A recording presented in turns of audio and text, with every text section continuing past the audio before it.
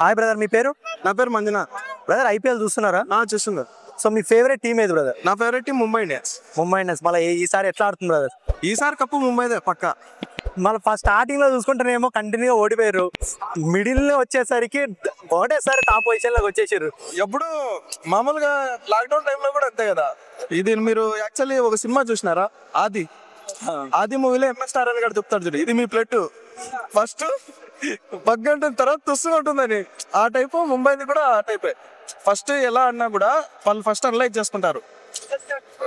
మామూలుగా వీక్నెస్ ఉంటాయి చూడండి, ఎక్కడెక్కడ వీక్నెస్ ఉంది. ఫస్ట్ 5 మ్యాచ్ మొత్తం దాన్నంతా రీప్లేస్ చేసుకుంటూ వచ్చి లాస్ట్ ఒక టీం తయారవుతుంది. ఇంకా ఆ టీం లాస్ట్ వరకు దాన్ని నోరు ఆపలేరు. సో ఇప్పుడు ఈసారి ముంబైకి టఫ్ ఇచ్చే టీం ఏదంటారు ఈసారి? జీటీయా? సో మళ్ళీ జీటీలో ది బెస్ట్ ప్లేయర్స్ ఎవరున్నారు? జీటీలో ది బెస్ట్ ప్లేయర్స్ అంటే మనకి సాయి సుదర్శన్, శుభ్మాన్ గిల్. ఇప్పుడు బట్లర్ లేడు, బట్లర్ ప్లేస్ లో ఇంకొకరిని శ్రీలంక ప్లేయర్ ని తీసుకున్నారు. తర్వాత డేవిడ్ మిల్లర్ ఉన్నాడు. ఇంకా బౌలింగ్ అటాక్ అంటే మనకి సిరాజ్ ఉన్నాడు, మళ్ళా ఇషాంత్ శర్మ ఉన్నాడు, రషీద్ ఖాన్ ఉన్నాడు. దీనివల్ల ఎంఐకి గట్టి పోటీ ఇచ్చే టీం అంతే జీటీనే. మళ్ళీ ఆర్సీబీకి అసలు ఏ ఛాన్స్ లేదంటారా? ఎందుకంటే 18 సంవత్సరాల నుంచి వెయిట్ చేస్తారు కప్ లిఫ్ట్ చేయడానికి. విరాట్ కోహ్లీ కోసం లిఫ్ట్ చేయాలనేసి చాలా మంది కోరుకుంటారు. యాక్చువల్లీ ఆర్సీబీకి నేను ఆర్సీబీకి సపోర్ట్ చేద్దాం అనుకుంటున్నా, కానీ వాళ్ళ ఫ్యాన్స్ ఓవర్ యాక్షన్ వల్ల సపోర్ట్ చేయలేకపోతున్నాను. అంతేనా? అంటే ఎట్లా ఎట్లా ఓవర్ యాక్షన్ చేశారు? ఎట్లా అంటే ఇప్పుడు ఎవరన్నా మ్యాచ్ గెలిస్తే స్టేటస్ పెడతారు, విన్నా లోసా అని. వీళ్ళు ఇంకా మ్యాచ్ స్టార్ట్ అవ్వదు, అప్పుడే స్టార్ట్ చేస్తారు బిల్డప్. ఆర్సీబీ సింహ, ఆర్సీబీ ఎంఏ, అది ఇది అని చెప్పి. వాళ్ళ ఓవర్ యాక్షన్ వల్ల వాళ్ళ కప్పు రాలేదు.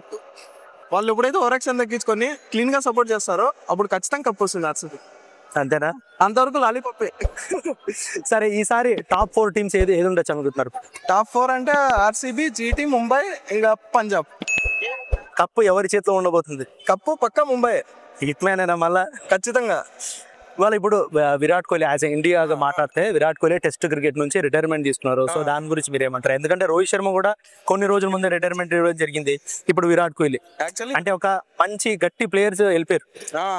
యాక్చువల్లీ అక్కడ పాలిటిక్స్ జరిగినాయని నేను విన్నాను. యాక్చువల్లీ లోపల కెప్టెన్సీ ఇస్తారు అని అనుకున్నాడు, కానీ కెప్టెన్సీ శుభ్మన్ గిల్కి ఇవ్వడం తనకు కొంచెం ఇదయ్యి రిటైర్మెంట్ తీసుకున్నాడని కొన్ని కథనాలు ఉన్నాయి. కానీ అదే నిజమని అనుకుంటున్నారు చాలా మంది. కానీ actually Kohli is a very aggressive player.